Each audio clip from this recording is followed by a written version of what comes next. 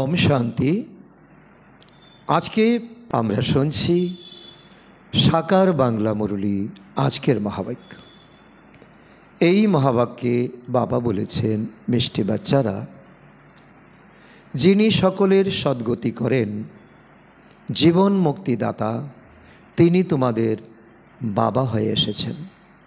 তোমরা হলে তারই সন্তান। তবে কতই না নেশা থাকা উচিত। তো আজকে বাবা আমাদের বলছেন যে এতদিন তো আমরা শুধুই ডেকেছি, হে সদ্গতিদাতা, হে মুক্তিদাতা।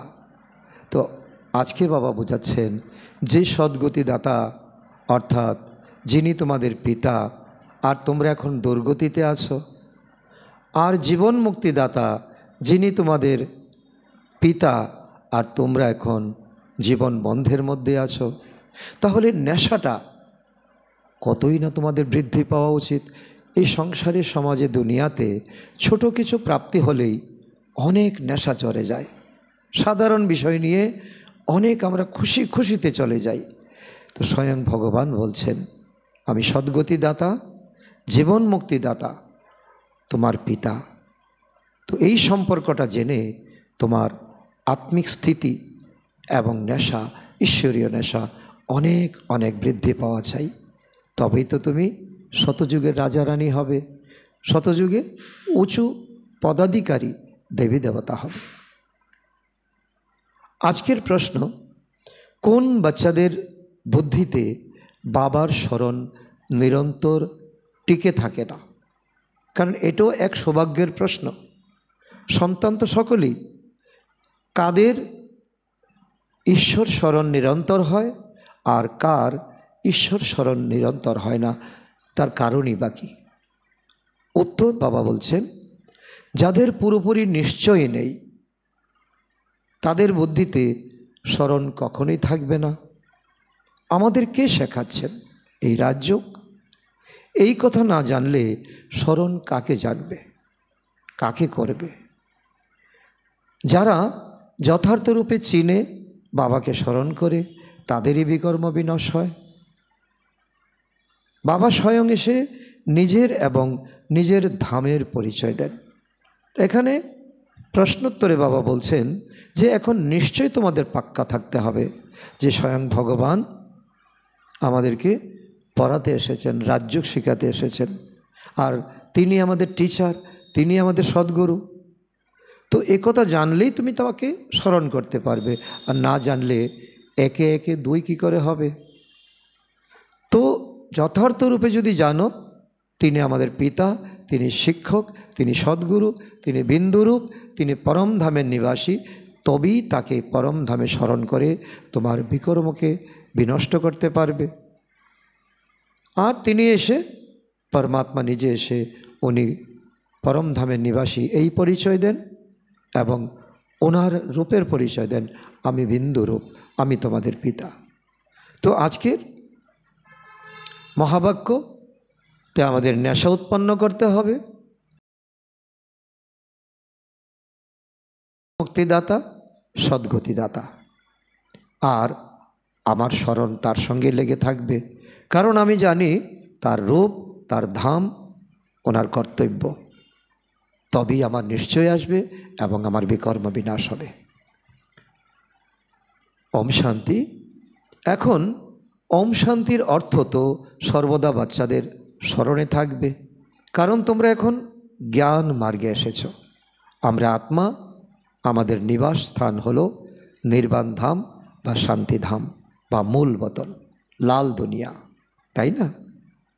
যদিও ভক্তি মার্গে মানুষ যা পুরুষার্থ করে, তবু তাদের জ্ঞান থাকে না যে কোথায় যেতে হবে। একদিন এসেছি যখন যেতে হবে এটাও সত্য, কিন্তু যাব কোথায়? কোথায় আমার ঠিকানা? কোথায় সুখ আছে আর দুঃখ কোথায় আছে? ভক্তিতে কেউই জানে না, শুধু ভক্তি করতে থাকে, কীর্তন করতে থাকে, নাচতে গাইতে থাকে। যজ্ঞ, তপ, দান, পুণ্য, তীর্থ ইত্যাদি করে তোমরা তো সিঁড়ি দিয়ে নিচে নেমে এসেছ। আমাদের 84 জন্মে সিঁড়ি যে আছে, আমাদের আধ্যাত্মিক চিত্র, তা আমাদের জীবনের অনেক পর্দা খুলে দেয়। সিঁড়ি নিচে নেমে বেয়ে এসেছো তোমরা, এত তো দান করেছো, এত পুণ্যকর্ম করেছো, কেন তোমরা নিচে এসেছো? উপরে তো যাওয়ার কথা ছিল। এখন তোমরা জ্ঞান পেয়েছো, তো তোমাদের ভক্তি এখন বন্ধ হয়ে যাবে।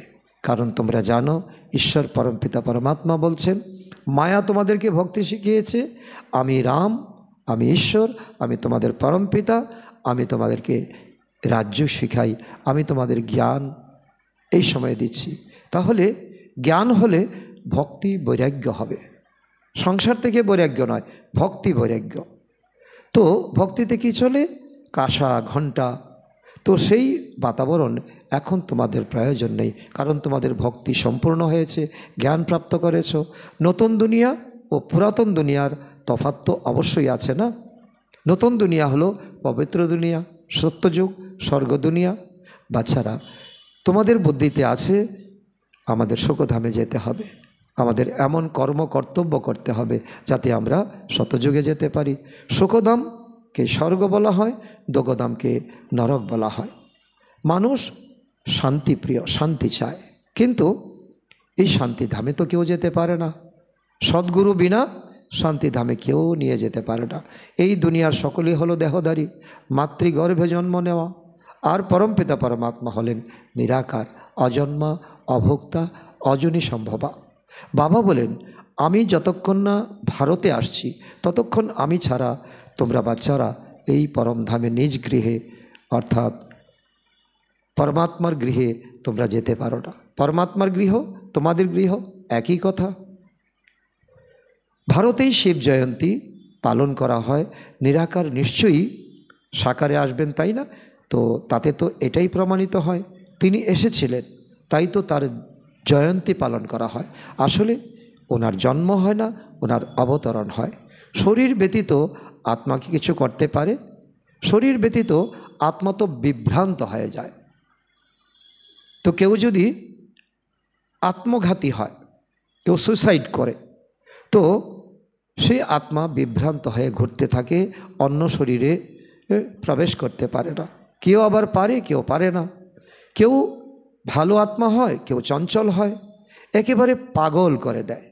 যে চঞ্চল আত্মা হবে সে গাছের ডাল ভেঙে দেবে, শব্দ করবে, মানুষকে ভয় দেখাবে। শান্ত যে আত্মা সুসাইড করে সে এত সব কিছু করে না। তো আত্মার অবশ্যই শরীর চাই। শরীর পাওয়ার জন্যই যে ব্যক্তি ফাঁসি দিয়ে, আগুন লাগিয়ে আত্মহত্যা করে, তো শরীর ছাড়া তো সে পাগল হয়ে যায়, আমাকে শরীর পেতে হবে। তো ঠিক তেমনি পরমপিতা পরমাত্মা তিনিও বলছেন যে শরীর না থাকলে তো আমি এই ভারত দুনিয়াতে অবতরণ করে আমি কি করব? তার জন্যই তো আমি পরকায়াতে আসি, আমি ব্রহ্মার শরীরে আসি। ভারতই হলো অবিনাশী ভূখণ্ড। শতযুগে একটি মাত্র ভূখণ্ড থাকে, আর বাকিগুলো খণ্ড বিনাশ হয়ে যায়। আমেরিকা, চীন, জাপান, এই মধ্য প্রাচ্য দেশ কিছুই থাকবে না শতযুগে। গায়ন আছে, আদি সনাতন দেবী দেবতা ধর্ম ছিল কোথায়? শতযুগে। এরা যদিও আদি সনাতন হিন্দু ধর্ম বলে দিয়েছে, বাস্তবে প্রথমে কেউ হিন্দু নয়, আমরা সকলেই দেবী দেবতা ধর্মের ছিলাম। আমাদের পূর্বজরা দেবী দেবতা ছিল। আদি সনাতন দেবী দেবতা আমাদের ধর্মের নাম ছিল। এখন তো অনেক নাম লিখে দেয়, কিন্তু হিন্দু যে আমরা বলি, কিন্তু আমাদের এই ধর্মের প্রবক্তাকে একথা প্রশ্ন করলে কেউ উত্তর দিতে পারবে না। কারণ হিন্দু তো কোনো ধর্মই নয়। আমাদের ধর্ম হলো আদি সনাতন দেবদেবী ধর্ম। তো ইউরোপবাসী নিজেদেরকে খ্রিস্টান বলে, তাই বলে ইউরোপিয়ান ধর্ম তো তাদেরকে বলে না। এখানে আমরা এই ভুলটা করেছি। আমরা সিন্ধু উপত্যকায় বাস করতাম, হিন্দুস্থানে আমরা বাস করতাম, আর এই জন্যই আমরা হিন্দু হিন্দু নিজেদেরকে বলা হয়েছি। দেশের নামে ধর্মের নাম কি কখনো হয়? চীন দেশের নাগরিকরা বলবে কি আমাদের ধর্ম চীন ধর্ম, তারা বলবে আমাদের বৌদ্ধ ধর্ম। যে দেবী ধর্ম শ্রেষ্ঠ ছিল সেই ধর্মটি 84 জন্মে এসে ধর্মভ্রষ্ট হয়েছে। এখন আমাদের ধর্মভ্রষ্ট, কর্মভ্রষ্ট, আর ভগবান বলেছেন, যদা যদা হি ধর্মস্য গ্লানির্ভবত ভারত অভ্যুত্থানম ধর্মস্য তদাত্তনম সৃজম্মহম। আমি আসি ভারতে, আমি এসে তোমাদের দুর্দশা থেকে তোমাদেরকে উদ্ধার করি। যারা দেবতা ধর্মের হবে তারা এখানে এসে জ্ঞান গ্রহণ করবে। আর যদি দৃঢ় নিশ্চয় না থাকে তবে বুঝতে হবে সে এই ধর্মের নয়। যে দেবতা ধর্মের থাকবে না তার এই জ্ঞান পছন্দ হবে না। সে দেবী দেবতা ধর্মের জন্য, সত্যযুগে যাওয়ার জন্য তার উদ্গ্রীবতা থাকবে না। যদিও এখানেই বসে থাকবে, এখানে হয়তো কেউ কারো কথায় আসলো, চাপে পড়ে আসলো, কিন্তু তাদের মধ্যে জ্ঞান বোধগম্য হবে না। যদি কোনো সাধারণ মানুষকে ইঞ্জিনিয়ারিং কলেজে বসিয়ে দেওয়া হয় আর লেকচারার যখন লেকচার দিতে থাকে, সে কি কিছু বুঝবে? কিছু বুঝবে না। ঠিক তেমন এই আধ্যাত্মিক জ্ঞান, আধ্যাত্মিক মনোভাবা সম্পন্ন আত্মাই সে অনুভব করতে পারবে। সেখানে প্রজায় কোনো কম মর্যাদা পাবে তারা হয়তো। এখানে যারা অল্প জ্ঞান নেবে তারা শতযুগে অথবা ত্রেতা যুগে কম মর্যাদা সম্পন্ন প্রজাপদ পাবে। সবাই তো চায় সুখ শান্তি, তাই না? সে তো প্রাপ্ত হয় সত্যযুগের শুরুতে। তো সুখ শান্তি পেতে গেলে এখনে সেই সুখ শান্তির সাগর, দয়ার সাগর, আনন্দের সাগর, মুক্তিধামে নিয়ে যাওয়ার অধিকারী আত্মা পরমাত্মা, জীবন মুক্তিদাতা, তো তাকে তো চিনতে হবে, তার কাছে পড়াশোনা করতে হবে। তো সবাই তো সুখধামে যাবে না, অর্থাৎ শতযুগের শুরুতে সবাই আসবে না। অল্প জ্ঞান যারা শুনবে তারা হয়তো ত্রেতার শুরুতে নতুবা ত্রেতার লাস্টে আসবে। সব ধর্ম নিজের নিজের সময় আসবে। অন্যান্য ধর্ম যারা আছে, তো অনেক ধর্ম আছে, বৃক্ষের বৃদ্ধি হতেই থাকে। আদি সনাতন দেবদেবী ধর্ম তোমরা ছিলে 9 লাখ আত্মা, ত্রেতা যুগের শেষে 33 কোটি, তারপর ধীরে ধীরে ইব্রাহিম, বৌদ্ধ, খ্রিস্টান আসতে থাকে। মূল শিকড় হলো দেবী দেবতা ধর্ম। এটা অত্যন্ত বোঝার মতো বিষয়। তারপর 3টি ধর্ম আসে, মুখ্য ধর্ম 3টি আসে। টিউব তো একটা মূল থুর থেকে 3টা ব্রাঞ্চ বেরোয়, 3টা টিউব বেরোয়। আর মূল থুর হলো আদি সনাতন দেবদেবী ধর্ম, যা এখন তোমরা ব্রাহ্মণ হচ্ছ, এখন তোমরা জ্ঞান শুনছ এবং শোনাচ্ছ। স্বর্গে তো এসব হতে পারে না। দ্রাপর যুগ থেকে নতুন ধর্ম আসে, যাকে ভ্যারাইটি হিউম্যান ট্রি বলা হয়। ইব্রাহিম আসবে, তারপরে আসবে বুদ্ধ, তারপরে আসবে ক্রাইস্ট। তো বিরাট রূপ কিন্তু আলাদা, বিরাট রূপ আলাদা। এটি হলো ভ্যারাইটি। তো ভ্যারাইটি ধর্মের বৃক্ষ, ভ্যারাইটি ধর্মের বৃক্ষ, কল্প বৃক্ষ একটা, আর বিরাট রূপ আরেকটা। কারণ বিরাট রূপের মধ্যে এক জিনিস দেখানো হয়েছে, কল্পবৃক্ষে আরেক জিনিস দেখানো হয়েছে। তো তা বোঝার জন্য আমাদের এই আধ্যাত্মিক জ্ঞান প্রদর্শনী ভালোভাবে বুঝতে হবে এবং বোঝাতে হবে। ভিন্ন ভিন্ন প্রকারের মানুষ আছে। তোমরা জানো অনেকগুলো ধর্ম আছে। শতযুগের আদিকালে একটি ধর্ম ছিল, নতুন দুনিয়া ছিল। বাইরের মানুষও জানে ভারতই প্রাচীন দুনিয়াতে স্বর্গ ছিল, বৈকুণ্ঠ ছিল। খুবই বিত্তবান ছিল, তাই ভারতের সম্মান কিন্তু অনেক। আজকেও বিদেশ থেকে ছুটে আসছে, ভারতে আসছে আধ্যাত্মিকতা শিখতে, স্পিরিচুয়ালিটি জানতে। কোনো বিত্তবান যদি দরিদ্র হয় তাকে সকলে দয়া করে। কেউ যদি 10 তলার মানুষ হঠাৎ করে নিচ তলায় পড়ে যায়, তাকে দেখে করুণা হয় না? আরে এই লোকটা কোথায় ছিল, কি বিত্ত সম্পত্তি ছিল, আজকে সে একেবারে ভিক্ষাবৃত্তি করছে। তো দিনহীন ভারত তো এখন কী রূপে পরিণত হয়েছে, যে ভারত ছিল স্বর্গ দুনিয়া শতযুগ, এই ভারত আজ কাঙ্গাল দরিদ্র, আজকে কলিযুগে পরিণত হয়েছে। তো এই সবেরও ড্রামায় পার্ট আছে, যে দেবী দেবতা থাকবে তাকে কাঙ্গাল হতে হবে, তবেই তো সে আবার অনুভব করবে আমাকে মহান হতে হবে, দেবী দেবতা হতে হবে। নিচে না নামলে উপরের মর্ম তো বুঝবে না। বলাও হয় সবচেয়ে দয়ালু হলেন ঈশ্বর, এবং তিনি আসেন কেবল ভারতে। গরিবদের দয়া তো ধনীরাই করবে, তাই না?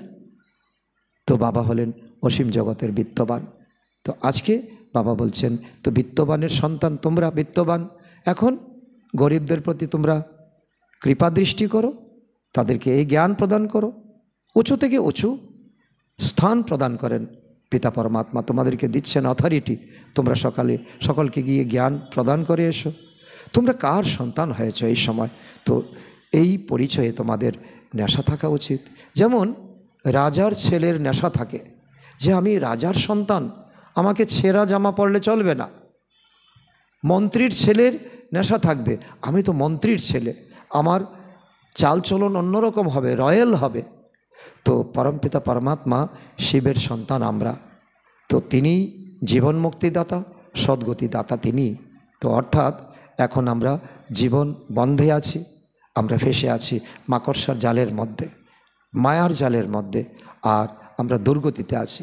সেই জন্য আমাদেরকে সদ্গতিতে যেতে হবে। তো জীবন মুক্তি সর্বপ্রথমে সত্যযুগে হয়, 111-এ সত্যযুগ স্টার্ট হয়। মহারাজা মহারানী শ্রী লক্ষ্মী শ্রী নারায়ণ হন। এখানে তো হলো জীবন বন্ধ, সব কিছুতে আমাদের বন্ধন। ভক্তিমার্গে প্রার্থনা করে বাবা বন্ধন মুক্ত করো। তো এখন তোমরা আর এই প্রার্থনা করবে না, কারণ তোমরা এখন জ্ঞান পেয়ে গেছো। তোমরা পাখির মতো ডালে ধরে চিৎকার করবে না আমাকে ছোড়াও, আমাকে ছোড়াও। তোমরা এখন বন্ধন মুক্ত হওয়ার রাস্তা পেয়ে গেছো। তোমরা জানো বাবা হলেন জ্ঞানের সাগর, তিনি ওয়ার্ল্ডের হিস্ট্রি জিওগ্রাফির সার বোঝাচ্ছেন। আমরা জেনে গেছি এই সংসারের সার কতটুকু, আর দুনিয়ার মানুষ বলেন সংসার অসার, আর ঈশ্বর বলেন এই বিষয় সাগর থেকে আমি তোমাদেরকে ওই পারে নিয়ে যেতে এসেছি। তিনি হলেন নলেজফুল। তিনি ব্রহ্মা বাবা তো নিজেই বলেন আমি ভগবান নই, আমার শরীরে পরম শক্তি এসেছে, তোমাদের তো দেহ থেকে পৃথক দেহি অভিমানী হতে হবে। যেমন শিব বাবা ব্রহ্মার শরীর লোন নিয়ে বলে এই দেহ আমার নয়, আমি তোমাদের আত্মাকে দেখছি, ঠিক তেমন ব্রহ্মা বাবাকেও শিক্ষা দিচ্ছেন। তো সেই শিক্ষা আমাদেরকেও দিচ্ছেন, শরীরে থেকে তুমি আত্মা মালিক, সাক্ষী হয়ে নিজেকে দেখো, সাক্ষী হয়ে অন্যকে দেখো। সম্পূর্ণ দুনিয়াকে, নিজের শরীরকেও ভুলে যেতে হবে। একদিন এসেছো, একদিন তো যেতে হবে। তো দুনিয়াকে বলতে হবে, শরীরকে বলতে হবে। তো ব্রহ্মা কোনো ভগবান নয়। ব্রহ্মা বাবাকে বলা হয় বাপ দাদা। যার শরীরে শিব বাবা আছে, শিব বাবা, আর ব্রহ্মা হলেন দাদা, দুইজনে মিলে বাপ দাদা। আর ব্রহ্মা ছাড়া শিব বাবা কোনো কাজ করতে পারবে না, আর শিব বাবা ছাড়া ব্রহ্মা বাবাও জ্ঞান শোনাতে পারবে না। তো শিব বাবা হলেন উঁচু থেকে উঁচু। তো এই হলো ব্রহ্মা বাবার শরীর, পুরানো শরীর। মহিমা কেবল এক শিব বাবার, তার সঙ্গেই আমাদের যুগযুক্ত হতে হবে, তবেই আমাদের বিকর্ম বিনাশ হবে, আমরা পবিত্র হয়ে যাব। তা না হলে কখনোই আমরা পবিত্র হতে পারবো না, এবং শেষ সময় হিসেব নিকেশ মিটিয়ে সাজা ভোগ করে আমরা চলে যাব। কিন্তু হিসাব যদি থাকে তো আবারও আমাদের দাপর যুগে আসতে হবে, আর হিসাব শেষ করলে আমরা শতযুগে আসব। অত্যন্ত তাৎপর্যমূলক কথা। ভক্তি মার্গে আমি সেই আমি, এই মন্ত্রটি আমরা শুনে এসেছি, জপ করেছি, হাম সো হাম। আমরা আত্মারা পরমপিতা পরমাত্মা, সেই আমরা আত্মা। তো আত্মা কখনো পরমাত্মা হয়, আত্মা আত্মাই, আর পরমাত্মা পরমাত্মাই। আত্মা কখনো পরমাত্মা হতে পারে না। এই ভুল মন্ত্রটি পরমাত্মার থেকে অনেক দূরে নিয়ে গেছে আমাদেরকে। আমরা বুকে হাত রেখে বলবো যে এই মন্ত্র কি আমাদের কোনো উপকার করেছে? না, আমাদের উপকার করেনি, বরং আমরা নিচে নেমে গেছি। বাবা বলেন বাচ্চারা, যে পরমাত্মা সেই আত্মাই আমরা, এই বলাটা একেবারে ভুল। এখন যখন জ্ঞান নেত্র তুমি পেয়েছো, এখন তুমি বুঝতে পারছো। তো এই ভুল সকলকেও ভেঙে দাও, তোমার মিত্র সম্বন্ধী, পাড়া প্রতিবেশী। বাচ্চারা, এখন তোমাদের বর্ণের রহস্য বোঝানো হয়েছে। বর্ণের রহস্য এখন পিতা পরমাত্মা জ্ঞানের সাগর আমাদেরকে দিচ্ছেন। তো আমরা সেই ব্রাহ্মণ, এই সময়ে আমরা ব্রাহ্মণ হয়েছি জ্ঞান প্রাপ্ত করে, তারপরেই আমাদের পরবর্তী জীবন দেবতা হবে। তার জন্য আমরা পুরুষার্থ করছি। তারপরে আমরা সেই দেবতাই আমরা আবার ত্রেতাযুগে গিয়ে ক্ষত্রিয় বর্ণে আসব। তো অন্যেরা এত ভক্তি করে জপ তপ করে, তারা কি জানে যে জীবনের 84 জন্মের কাহিনীটা কি, তবেই তো জীবনের অঙ্কটা করতে পারবে, তাই না? কোন কুলে কত জন্ম হয়, কোন জন্ম হয়, এটা কোনো শাস্ত্রে বা শাস্ত্রকাররা কখনো ব্যাখ্যা করেনি, জানিই না। তোমরা এখন বুঝেছো আমরা ব্রাহ্মণ, তো বাবা ব্রাহ্মণ নন, বাবা সত্যযুগে আসেন না, সেই বাবা তিনি আমাদেরকে জ্ঞান প্রদান করে শিক্ষা গুণ শক্তি দিয়ে তিনি পরম ধাম চলে যান। তোমরাই এই বর্ণে আসো, ব্রাহ্মণ বর্ণ, দেবতা বর্ণ, ক্ষত্রিয় বর্ণ, বৈশ্য বর্ণ, শূদ্র বর্ণ, আবার ব্রাহ্মণ বর্ণ। আর কে দিয়েছেন এই জ্ঞান? পিতা পরমাত্মা। তো এখন ব্রাহ্মণ ধর্মে দীক্ষিত হয়েছ, তো শিব বাবা দ্বারা প্রজাপিতা ব্রহ্মার সন্তান হয়েছ, মুখবংশাবলী। এই কথা জানো, নিরাকারী আত্মারা হলো প্রকৃতরূপে ঈশ্বরীয় কুলের।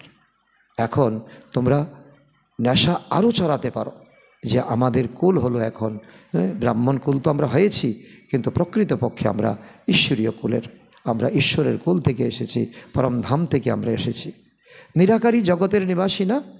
তো পরে সাকারি দুনিয়ায় আমরা পার্ট করতে আসি, পার্ট প্লে করতে আমাদের আসতেই হয়। এই পার্ট থেকে কোনো নিষ্কৃতি নেই, যেমন যে কর্ম করবে তাকে সেই পার্ট করতে হবে। সেখান থেকে এসে আমরা দেবতাকুলে 8 জন্ম নিয়ে তো আমরা দেবী দেবতা হয়েছি, লক্ষ্মীনারায়ণের সঙ্গে আমরা রাজত্ব করেছি বা প্রজা হয়েছি। ক্ষত্রিয় কুলে জন্মগ্রহণ করে আমরা 12 জন্ম নিয়েছি। বৈশ্যকুলে আসি দাপর যুগে, দাপর যুগে 21 জন্ম। তারপর আমরা কলিযুগে আসি, একেবারে আমরা শূদ্র হয়ে যাই, কলিযুগে 42 জন্ম। তো বাবা এখন বোঝান, বাচ্চারা তোমরা এতগুলি জন্ম দৈবিক কুলে নিয়েছো, 8 জন্ম, তারপর 12 জন্ম, তো তারপর এতগুলি জন্ম তোমরা ক্ষত্রিয় কুলে জন্ম নিয়েছো 21 জন্ম, তারপর আর কলিযুগে নিয়েছো 42 জন্ম, যেখানে কোনো কলা নেই তোমাদের। এই হলো তোমাদের 84, এখন ব্রাহ্মণ হয়েছ, এই হলো মোট 84 জন্মের ইতিহাস। তোমরা ছাড়া এই জ্ঞান কেউ প্রাপ্ত করতে পারে না। তো এটা তো সূত্র, সূত্র বিনা তো অঙ্ক কী করে মিলবে? যারা এই ধর্মের হবে তারাই এইখানে আসবে, এই সেন্টারে এই জ্ঞান শুনতে অনেকেই আসবে না, অজুহাত দেবে। তো অজুহাত যারা দেবে বুঝে নিতে হবে তারা এই কুলের নয়, ঈশ্বরীয় কুলের নয়, তারা ব্রাহ্মণ হতে পারবে না, আর তারা এই জ্ঞান গ্রহণ করতে পারবে না। এখন কিন্তু রাজধানী স্থাপন হচ্ছে, আর কিছুদিন পরে রাজধানী স্থাপন করা বন্ধ হয়ে যাবে। কেউ রাজারানী, কেউ প্রজা হবে। এখন বন্টন হচ্ছে, বন্টন হচ্ছে। সূর্যবংশী লক্ষ্মীনারায়ণ 1 থেকে 8 পর্যন্ত, 8 গদ্দি, 1 থেকে 8 গদ্দি পর্যন্ত চলবে। তারপর ক্ষত্রিয় বর্ণেও 1 থেকে 12 জন্ম পর্যন্ত চলবে। তো এডওয়ার্ড ফার্স্ট, এডওয়ার্ড সেকেন্ড, এরকম 8, এমন 12। তো যেমন 2, 3, 4 এমন বলা হয়। তো এসব কথা বাবা এখন ডিটেল আমাদেরকে বোঝান। যখন জ্ঞান সাগর আসেন তখন ভক্তি আমাদের শেষ হয়ে যাওয়া উচিত। তো এখন নিজেকে নিজে প্রশ্ন করা যে এখনও কি আমাকে ভক্তি করতে ইচ্ছা হচ্ছে? যদি হয় তাহলে বুঝে নিতে হবে অঙ্কটা এমন যে এখনও আমার ভক্তি বাকি আছে, তাড়াতাড়ি ভক্তিটা সেরে নেই, তারপর জ্ঞানে আসতে পারবো। সময় যে একদম হাতে কম, রাত শেষ হয়ে দিন দিন হয়, তাই না? এটাই নিয়ম। এখন রাত্রি শেষের প্রায়, এখন তাড়াতাড়ি ভক্তি শেষ করে তাড়াতাড়ি জ্ঞানে আসতে হবে। তো শতযুগে কোনো রকম ধাক্কাধাক্কি থাকবে না, জ্ঞান মার্গে কোনো ধাক্কাধাক্কি নেই, থাকে শুধু আরাম। সত্যযুগে আরাম আয়েশ, কোনো ঝামেলা নেই। আর এটাও ড্রামাতে আছে, এই নাটকে লিপিবদ্ধ আছে। ভক্তির সময়কালেই বাবা আসেন, কারণ এই সময় কোনো দেবী দেবতা এখানে পা রাখার সময় নয়। এখন তমপ্রধান দুনিয়া হয়ে গেছে, আর ভগবানের সৃষ্টি করা দুনিয়া, আর এই দায়িত্ব তো ভগবানকে নিতে হবে, অন্য কোনো দেবী দেবতা নেবেন না। দেবী দেবতারা এই শিক্ষা পেয়ে তারা দেবী দেবতা হন। তো সবাইকে অবশ্যই ফিরে যেতে হবে, ফিরিয়ে নিয়ে যেতে পরমাত্মা এসেছেন। তারপর আবার নামবে ক্রমানুসারে সত্য, ত্রেতা, দ্বাপর, কলি। তো খ্রাইস্টের আগমনে হলে তো খ্রিস্টের ধর্মের মানুষ আসবে। তো এখন দেখো খ্রিস্টান অনেক আসে না, তো খ্রাইস্ট এসেছেন, আবার তিনি চলেও গেছেন, শরীরও ছেড়েছেন। এখন খ্রিস্টান ধর্ম অনেক বৃদ্ধি পেয়েছে। তো খ্রাইস্ট হলেন খ্রিস্টান ধর্মের বীজ। তো এই দেবী দেবতার ধর্মের বীজ হলো পরমপিতা পরমাত্মা শিব। এই কথাটাকে নিশ্চয় করতে হবে, মানতে হবে, বিশ্বাস করতে হবে। তোমাদের ধর্ম স্থাপন করেন পরমপিতা পরমাত্মা। তো তোমাদের ব্রাহ্মণ ধর্মে কে এনেছে? বাবা তোমাদের ব্রহ্মা দ্বারা দত্তক নিয়েছেন, অর্থাৎ ব্রাহ্মণ ধর্ম হলো তার চেয়ে ব্রাহ্মণ ধর্ম হলো তার চেয়ে ছোট, অর্থাৎ ব্রাহ্মণদেরকে ছোট্ট 100 বছরের এই সঙ্গম যুগ। তো ব্রাহ্মণকে দেখানো হয় চুলের শিকিতে, যেমন ব্রাহ্মণরা টিকি রাখে, তো ব্রাহ্মণের অস্তিত্ব বিরাট রূপে দেখিয়েছে টিকি। তো এই হলো চিহ্ন শিখা। তার নিচে এলে শরীর বৃদ্ধি পায়, তার নিচের টিকির নিচে আমাদের মুখমণ্ডল, তারপর আমাদের বুক, তারপর আমাদের পা, তারপর আমাদের উরু, তারপর ধীরে ধীরে আমাদের পা নিচে নেমে এসেছে। তো এই কথা বাবা বসে বোঝান। তো এই হলো তোমাদের বিরাট চিত্র। আর এই বিরাট চিত্রর রচয়িতাকে পরমপিতা পরমাত্মা। এই ব্রাহ্মণ আর পরমপিতাকে এই বিরাট রূপের চিত্র থেকে তোমরা দূরে সরিয়ে দিয়েছ। ভক্তি করেছ, তো পিতারই অস্তিত্ব নেই, আর যে সর্বশ্রেষ্ঠ ব্রাহ্মণ তারই অস্তিত্ব নেই। পিতা যিনি হলেন কল্যাণকারী, তিনি এসে ভারতের কল্যাণ করেন। সবচেয়ে বেশি কল্যাণ তো তোমাদের অর্থাৎ বাচ্চাদের করেন। তোমরা কি থেকে কী রূপে পরিণত হও, তোমরা কি ছেলে, আর এখন জ্ঞান পেয়ে তোমরা কি হয়েছ, আর ভবিষ্যতে তোমরা কি হবে। তোমরা অমর লোকের মালিক হবে, সেখানে তোমাদের অকালে মৃত্যু হবে না। এখন তোমরা কাম বিকারকে জয় করো, কাম বিকারকে জয় করে কামজিৎ জগৎজিৎ হও। সেখানে অকালে মৃত্যু হয় না, মরণের কথাই থাকবে না, এই শব্দটি থাকবে না। যদিও শরীররূপী পোশাক তো বদল করতেই হবে, তাই না? যেমন সর্প নিজের খোলস বদলায়, সাপটা কি মরে যায় না? ঠিক তেমনি সত্যযুগেও মানুষ শরীর ছাড়বে, কিন্তু মৃত্যু, কান্না, শোক এসব থাকবে না। তো এখানেও তোমরা এই পুরানো দেহ ত্যাগ করে নতুন দুনিয়ায় নতুন দেহ ধারণ করবে। শতযুগে বলা হবে গার্ডেন অফ ফ্লাওয়ার, ফুলের দুনিয়া, ফুলের বাগিচা। কখনো কুবচন সেখানে চলবে না। এখানে কুবচন বলে অনেকে নিজেকে বিজয়ী মনে করে, আজকে 2 শব্দ 4 শব্দ বলে দিয়ে এসেছি। তো এখানে তো হলো কুসঙ্গ, কুবচন, কুসঙ্গ, মায়ার সঙ্গ এইখানে। তাই এর নাম হলো ঘোর নরক, রৌরব নরক। তো বাড়ি যদি পুরানো হয়ে যায়, তখন স্থান যদি পুরানো হয়ে যায়, মিউনিসিপ্যালিটি থেকে লোক এসে খালি করিয়ে দেয়। বাড়ি পুরানো হলে যে কোনো সময় এই বাড়িতে থাকা মানুষ তো ছাদ চাপা পড়ে মারা যেতে পারে, তো তাদেরকে এখান থেকে তো দূরে সরিয়ে দেওয়া হয়। তো বাবাও বলেন, তো দুনিয়াটা এখন পুরানো হয়ে গেছে, প্রতিগন্ধময় হয়ে গেছে। তো তাকে এখন দুনিয়া যখন নোংরা আবর্জনা হয়, তো মিউনিসিপ্যালিটি এসে তো এই আবর্জনা পরিষ্কার করে নিয়ে যায়। তো ঠিক তেমনি পরমাত্মা পরমপিতা পরমাত্মা নতুন ঘরেও আমাদেরকে দিতে এসেছেন, আর প্রতিগন্ধময় জগৎকে পরিষ্কার করতে এসেছেন। জ্ঞানসাগর দ্বারা সদ্গতি হয়ে যায়, রাজযোগ শেখানো হয় এই সময় এইখানে ঈশ্বরীয় বিশ্ববিদ্যালয়। ভক্তিতে কিছুই নেই, শুধু হাপিত্তেশ। হ্যাঁ, যদি দান পুণ্য করো অল্পকালের জন্য সুখ প্রাপ্ত হয়, কারো সুখ সাধন সুবিধা হয়, কিন্তু অকালে মৃত্যু হয়, তখন এই সুখ সাধন দিয়ে তুমি কি করবে? তো অনেক সন্ন্যাসীরা রাজাদেরকে বৈরাগ্য প্রদান করেন। তারা বলেন এই জগতে কাক বিষ্ঠা সমান সুখ। তখন অনেক রাজাদের বৈরাগ্য এসে যায়, তারা রাজত্ব ছেড়ে দেয়। তো বাচ্চারা, এখন তোমরা অসীম জগতের বৈরাগ্য শিখছ। তোমরা এখন সন্ন্যাসীরা যেমন হদের বৈরাগ্য শিখায়, ঘর ছেড়ে জঙ্গলে যাও, রাজাকেও নিয়ে যায়, কিন্তু এখন আমাদের বলছে ঘরে থেকে তুমি বৈরাগ্য করো, কারণ কোনো কিছুর প্রতি তোমার আসক্তি থাকবে না। তো এই হলো পুরানো দুনিয়া। এখন শোকধামকে স্মরণ করো, তারপর শান্তিধাম হয়ে তো এখানে আসতে হবে। কারণ যেমন আমরা যাওয়ার সময় সূক্ষ্ম বতন হয়ে শান্তিধামে যাব, আর আসার সময় শান্তিধাম থেকে ডাইরেক্ট আমরা এই দুনিয়াতে আসব। তো দিলভরা মন্দিরে হুবহু তোমাদের এই সময়ের স্মরণিকা আছে। কারণ আবু পর্বতের দিলভরা মন্দির জৈন ধর্মের টেম্পল, সেখানে দেখিয়েছে নিচে তপস্যায় বসে রয়েছে যোগী তপস্বীরা, আর উপরে ছাতের মধ্যে দেখানো হয়েছে স্বর্গ। না হলে স্বর্গ কোথায় দেখাবে? মানুষ মরলে বলা হয় স্বর্গে গেছে, তো স্বর্গ উপরে আছে, কিন্তু উপরে তো কিছুই নেই। ভারতী স্বর্গ এই দুনিয়াতে, ভারতিক নরক এই দুনিয়াতে। এই মন্দিরটি হলো তোমাদের সম্পূর্ণ স্মরণিকা। এই মন্দিরটি দেখে তোমাদের এই জ্ঞানকে এখন তোমাদের অনেক বোধগম্য হবে। এই মন্দির ইত্যাদি সব পরে তৈরি হয়েছে, কিন্তু তোমাদের স্মরণিকা রয়েছে।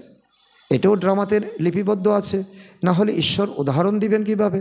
তোমাদেরকে দেখাবেন সাপের খোসল ভ্রমরই কিভাবে ভোবো করে। আর দিলবারা মন্দির, স্বর্গে ভক্তি থাকে না, সেখানে থাকে শুধু সুখ আর দুঃখ, সুখ আর সুখ স্বর্গে। আর এখানে তো বাবা বলছে দুঃখ আর দুঃখ। তো এসব রহস্য বাবা বলছেন। অন্য সব আত্মাদের নাম পরিবর্তন হয়। তো 84 জন্মে আত্মার 84টা দেহপ্রাপ্ত হয়, 84টা নাম হয়। কিন্তু শিব বাবা, যিনি এই দুঃখধাম থেকে আমাদের সুখধামে নিয়ে যেতে এসেছেন, জীবন মুক্তি দিতে এসেছেন, সদ্গতি দিতে এসেছেন, ওনার নাম একই, শিব। অর্থাৎ তিনি কল্যাণকারী, তিনি মঙ্গলময়। তার নিজস্ব শরীর নেই, শরীর ছাড়া পড়াবেন কিভাবে? প্রেরণার দ্বারা। পড়ানোর কোনো বিষয় নেই। প্রেরণা অর্থাৎ চিন্তন। এমন নয় উপর থেকে প্রেরণা দেবেন, চিন্তন দেবেন, থটস দেবেন, আর জ্ঞান এখানে পৌঁছে যাবে। যেমন প্লেন উপরে চলে যায়, এখান থেকে কলকাতা চলে যায়, এখান থেকে গুয়াহাটি চলে যায়, আহমেদাবাদ চলে যায়। তো এতে প্রেরণার কোনো কথা নেই। যে বাচ্চারা বাবার সম্পূর্ণ পরিচয় জানবে না, সম্পূর্ণ নিশ্চয় থাকবে না, তার বুদ্ধিতে এই জ্ঞান টিকবেই না, ধরবেই না, বুঝবেই না। সে মনে করবে যেমন সাধারণ ব্যক্তি মেডিকেল কলেজে বসে আছে, সাধারণ ব্যক্তি ইঞ্জিনিয়ারিং কলেজে বসে আছে। তো আমাদেরকে কে শেখাচ্ছেন? সেই কথা না জানলে কাকে স্মরণ করব?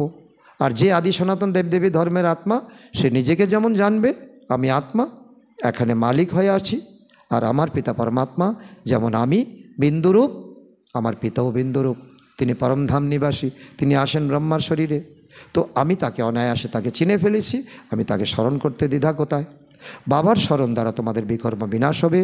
জন্ম জন্মান্তর ধরে তোমরা লিঙ্গ রূপকে, শিবলিঙ্গকে তোমরা স্মরণ করে এসেছ, বুঝেছ ইনি হলেন পরম পিতা পরমাত্মা। তো এই হলো ওনার তারই স্বরূপ, উনি হলেন নিরাকার, সাকার নন। তো তোমরা এইখানে ভুল করেছ। কেউ একটা ছবি আর কেউ জীবন্ত ব্যক্তি কি এক হলো? ছবিকে আলিঙ্গন করে কি তুমি ভালোবাসা শ্রদ্ধার অনুভব পাবে? পাবে না। তার জন্য সাকারে যেতে চাই। তো সাকার পরমপিতা পরমাত্মা বলেন আমি সচ্চিদানন্দ, আমি বিন্দুরূপ। আমার কাছাকাছি গেলে, পরমধামে গেলে তবেই আমার সকাশ পাবে, প্রকাশ পাবে। তো বাবা বলেন আমাকেও প্রকৃতির আধার নিতে হয়, আমি ব্রহ্মার শরীরে আসি, না হলে তোমাদের সৃষ্টিচক্রের রহস্য কিভাবে বোঝাবো? এই হলো রুহানি নলেজ, অর্থাৎ আত্মিক জ্ঞান। আত্মাদেরই এই নলেজ প্রাপ্ত হয়, তোমরা পাচ্ছ। এই নলেজে একমাত্র বাবাই প্রদান করেন। পুনর্জন্ম নিতেই হয়। এই কথা বললে চলবে না যে আমি পুনর্জন্ম নেব না, আমি পরমধামে থেকে যাব। সব আত্মারূপী একটারদের নিজের পাঠ রয়েছে, যে কারণ সে কর্ম করেছে। নির্বাণধামে কেউ বসে থাকতে পারে না, কারো মোক্ষ লাভ হয় না। যদি তুমি চেয়েছো, সেটা ভুল ব্যাখ্যা দেওয়া হয়েছে, ভুল বোঝানো হয়েছে। যে 1 নম্বর বিশ্বের মালিক হন তাকেই 84 জন্মে আসতে হয়, লক্ষ্মীকে আসতে হয়, নারায়ণকে আসতে হয়। তাহলে লক্ষ্মী নারায়ণের উপরে তো আর কেউ নেই। তো তোমরা কি করে থাকবে সেখানে? তারাই থাকতে পারে না। অবশ্যই চক্র পূর্ণ করতে হবে। মানুষ ভাবে মোক্ষ প্রাপ্ত হবে, কত মতান্তর আছে। ওই গুরুর কাছে যাও, ওই সাধুর কাছে যাও, তো বৃদ্ধি হতেই থাকে না, তো কেউ ফিরে যায় না, কিন্তু ঘটতেই থাকে। বাবা স্বয়ং 84 জন্মের কাহিনী বলেন, তোমাদেরকে অনেক অনেক উচ্চ প্রবৃত্তি প্রদান করেন। তোমরা অনেক ডিগ্রি উপরে চলে যাও। বাচ্চারা তোমাদের পড়াশোনা করে আবার পড়াতে হবে। এই রুহানি নলেজ তোমরা ছাড়া আর কেউ দিতে পারে না, না শূদ্র না দেবতা, কেউ দিতে পারে না। তো শতযুগে দুর্গতি হয় না যে নলেজ তোমাদের প্রয়োজন হবে। এই নলেজ হলোই এই সময় যখন তোমরা দুর্গতিতে আছো, এই সময় তোমাদের সদ্গতি দাতা সদ্গতি করতে এসেছেন। সদ্গতি দাতা লিবারেটর হলেন একজনই, পিতা পরমাত্মা। স্মরণের যাত্রা না করলে কেউ পবিত্র হবে না, কারণ আত্মার মধ্যে ঝংকার লেগে আছে। সাজা ভোগ করতেই হবে। পদমর্যাদা কম হয়ে যাবে। বাবা হিসাব নিকাশ তো সবার ক্লিয়ার করার কথা বলেন। হিসাব নিকাশ তুমি কেন রেখে দেবে? তো সে তোমাকে নিচে টানবে। তোমাদেরকে তোমাদের কথাই বোঝানো হয়।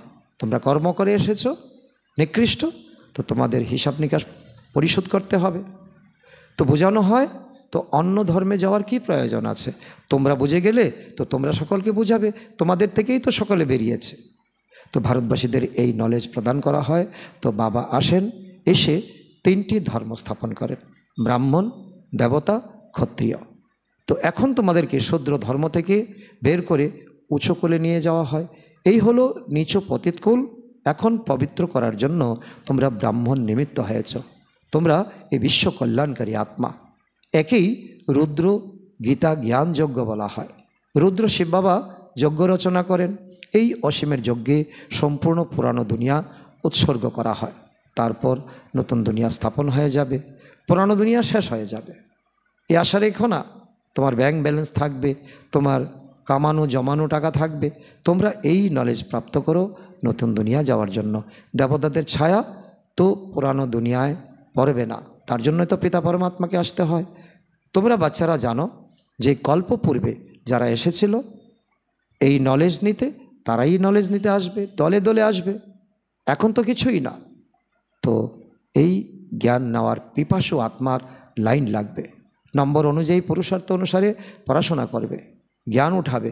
মানুষ এখানেই শান্তি চায়, শান্তির বাতাবরণ এখানেই আছে। এবারে আত্মারা হলোই শান্তি ধামের নিবাসী, তবে এখানে শান্তি কি করে হবে? তো তোমাকে শান্তিধামে যেতে হবে, শান্তিধামের অনুভব করতে হবে, আর শান্তির শক্তি নিয়ে আসতে হবে। তো এই সময় তো ঘরে ঘরে অশান্তি, লড়াই ঝগড়া মারামারি, রাবণের রাজত্ব কি না? সত্যযুগে সম্পূর্ণ শান্তির রাজত্ব থাকবে। এক ধর্ম, এক ভাষা, এক রাজ্য থাকবে। আচ্ছা, মিষ্টি মিষ্টি হারানিধি বাচ্চাদের প্রতি মাত পিতা বাপ দাদার স্মরণের স্নেহ সমন আর সুপ্রভাত। আত্মাদের পিতা তার আত্মারূপী বাচ্চাদের জানাচ্ছেন নমস্কার। আমরা আত্মারূপী সন্তানরা আমাদের মাতা পিতা বাপ দাদাকে জানাই স্মরণের স্নেহ সমন এবং সুপ্রভাত।